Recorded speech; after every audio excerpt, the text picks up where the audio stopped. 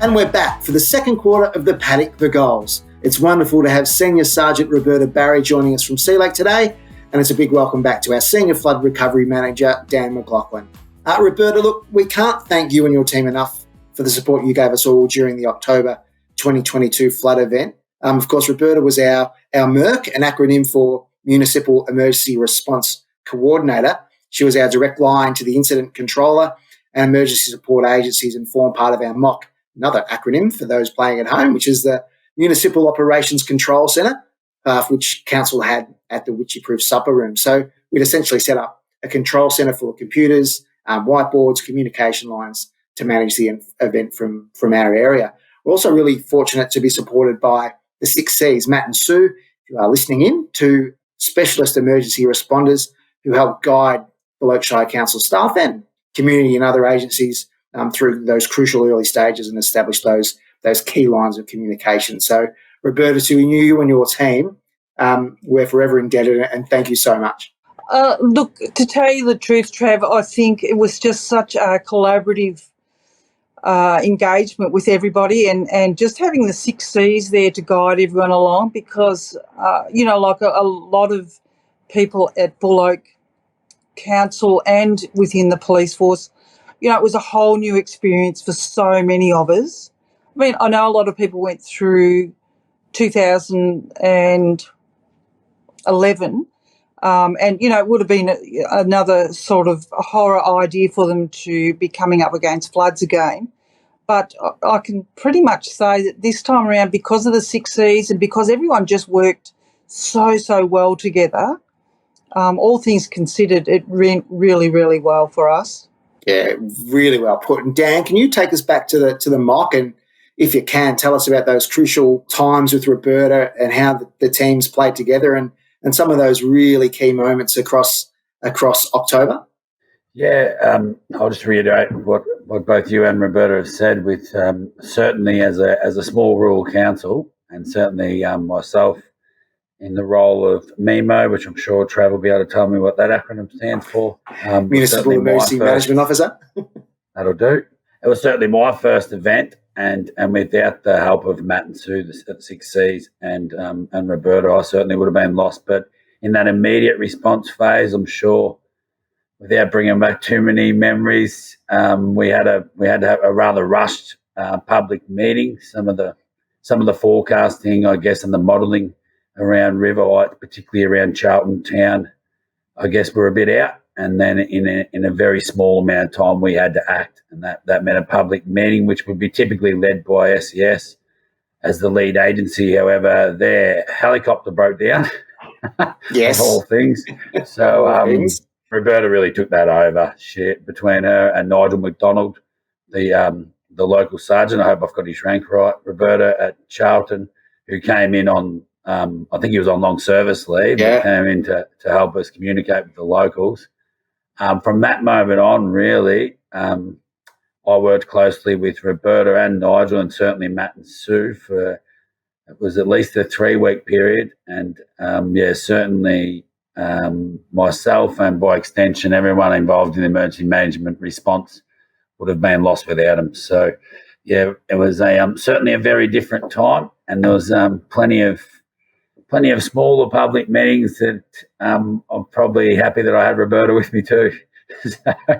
But they were, certainly an experience, and we would have been lost without those three.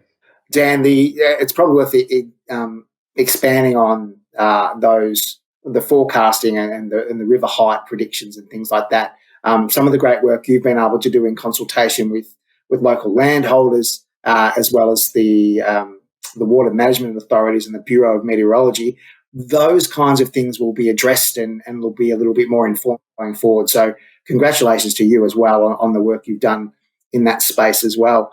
Roberta, reflecting back on our coordinated response, how did we go? How was our preparedness, and what would you like to share with the community about how we all responded last year? Look, I'd have to say that it was, an exceptional response, particularly with regard to the fact that no one had ever really been in that type of situation of emergency response. And it was just such a busy time for everyone. And you know what really stood out was that everyone was there to help.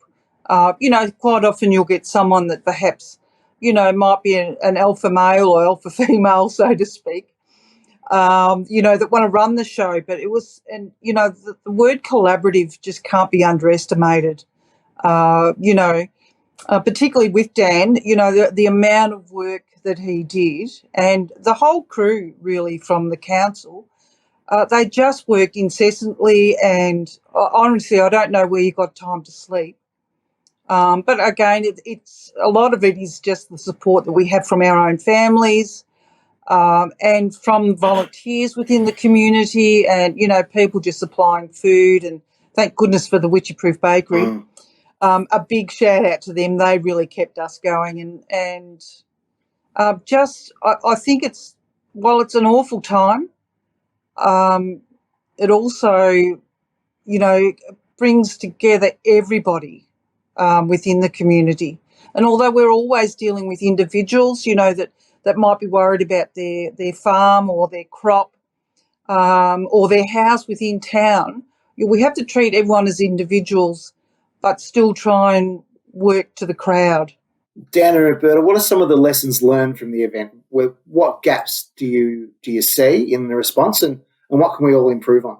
Look, I think certainly that modelling and forecasting, and we've as a council already started that process with both Vic SES and BOM, just to try and nail how that process works in the future. I think we probably needed a bit more lead time. What makes us a bit different to a lot of councils is we've got limited resources internally, but also externally. So the more lead time we get, and I know the flip of that can be that you panic the public too early, but certainly the more lead time we can get with a FTE cap of 115 and roughly 4 or 5 local contractors around to call on, that we're all being pulled in every direction, the more time we had for that response would certainly be the better, and we've started those conversations. Roberta? Look, I think probably an update of the Bull Oak Council's flood response plan will be needed now, obviously, because, you hear it all the time.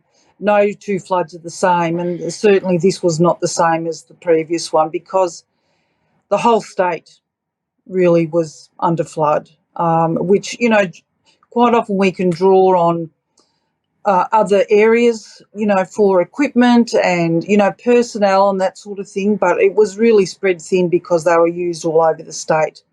But as far as improving, I think we just need to lift the roads up a little bit so that they don't get flooded so much. Because, one of the bigger problems was just being able to get around, and just finding a route for everyone so that people can go or, respond to something where, if there was an emergency, we needed to know where we could drive. But, by and large, again, with the inexperience that everyone had, again, that just bringing everyone together and having the 6 Cs there to guide us was just brilliant. Well put. Roberta, in the aftermath of an emergency, it's expected that around this time, 6-7 months down the track, that our communities will really start to feel that experience of fatigue. We're seeing it in our own staff. I'm feeling it. You've probably got the same thing amongst your team as well. And your team have to continue to deal with emergencies since that time. Could you share some of the strategies you use to lift yourselves out of that fatigue cycle, what might be useful for others? We've got a fairly strict management with regard to fatigue, except when there's an emergency. Like everyone in the council and volunteers and the Red Cross and, the schools, and everyone was fatigued. So for us as a strategy, it's about managing people and keeping an eye on each other. If someone starts to, become stressed, we've got to pick it up early so that we can give them the rest that's required. So identify early and address as quickly as you can. Yes. Hey, Dan, a broad question, but obviously everyone that sits at the football and the netball and the hockey today have driven the roads, driven the regional roads, Victoria roads and the council roads to get to the sports. Can you give us a bit of an overview on where the emergency response is with the roads? Yeah, so it's probably important, Trav, to understand, I guess, the funding, that being the national disaster funding around flood, how that works. So there's almost 3 defined periods. The first period is the emergency works period, which has just ended really. For most councils, that ended on the 30th of April. There were some councils still doing emergency works into May. And that's really about getting around and making safe, where possible, getting back to a standard that would be acceptable ongoing, but really about making safe, getting potholes patched. And the community will note with frustration that there's still plenty of hazard signs out there, plenty of speed limit signs. And really we've had to do that because not only have we potentially put a Band-Aid fix on a lot of the damage that down the track will hopefully be ultimately rebuilt. We've just had anywhere around Bullock from 25 mil to 30 mil, I think, across the board. So as it rains, and we welcome the rain, particularly for our primary producers at this time of the year, all those areas that were already really strained are only going to break up under the stress of heavy traffic. So that's that April 30-ish period of emergency works is now closed, and then the next period, which goes through to the end of the calendar year, is the immediate reconstruction period. That's really there'll be a few packages that Bullock will put out around that, but it's also not really the best place area for funding for Bullock. There's a high amount of risk around being able to claim that sort of money, and really with Bullock's financial status, I guess we will be operating under what they call reconstruction of essential public assets, and that essentially is for the next 2 years. So I understand the frustration of the public on one of the road users, but I'd suggest that I'd ask for patience, and that the same goes for Department of Transport and their roads. I know in the emergency works period, they really only received half the government funding they estimated they needed for that period because the money's just not there, or the money's being stretched so far. So, I'd ask for a bit of patience there, and probably just to understand, in Bullock alone, there was over 5,500 defects. We shut 150 roads. We had 10 grader crews, 5 contractors, and 5 of our own, 3 patrol crews, another jetmaster, and another 2 contracting patching crews. And we worked all the way to April 30, particularly in the last 6 weeks here. We had grader drivers jumping off the grader to jump on patching crews to get that work done by that crucial date. So I pick up on what you're saying around fatigue. Certainly our road services team, but that extends to all the internal support staff that help them, particularly a lot of administrative staff have had to work around, notwithstanding the main player in this game, Trav, which is our communications and community development team that have worked hand in glove with us. And then our contractors too, we're all trying to get them to go back to business as usual to do the tenders that they were awarded pre-flood.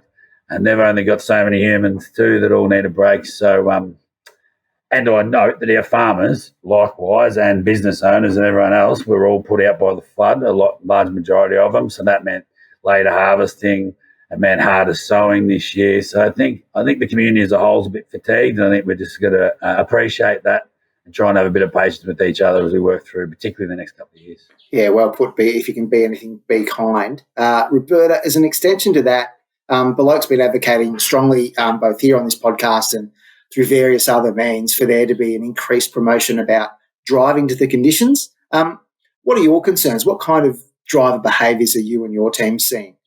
A lot of it, really comes down to that mental fatigue that everyone's feeling, is that people don't have that patience. So they're driving at higher speeds, we're finding.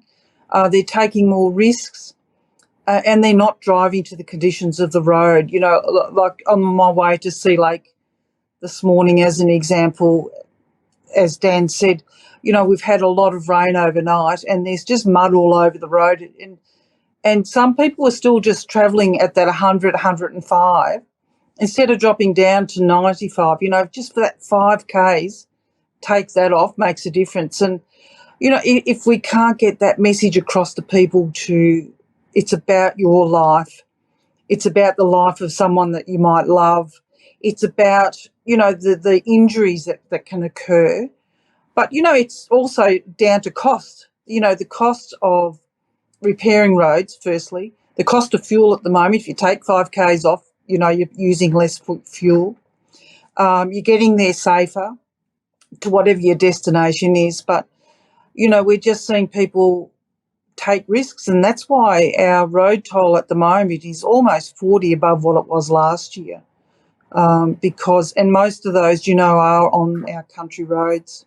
It's a great reminder for everyone that's travelling home from the North Central League today to drive to the conditions, take your time and get home safely together. Both Dan and Roberta, thank you so much for joining us today on the Paddock the Goals, and well done, and thanks again for both of your contributions during October last year and since that event as well. Go Bullocks. Thanks, Roberta. See ya.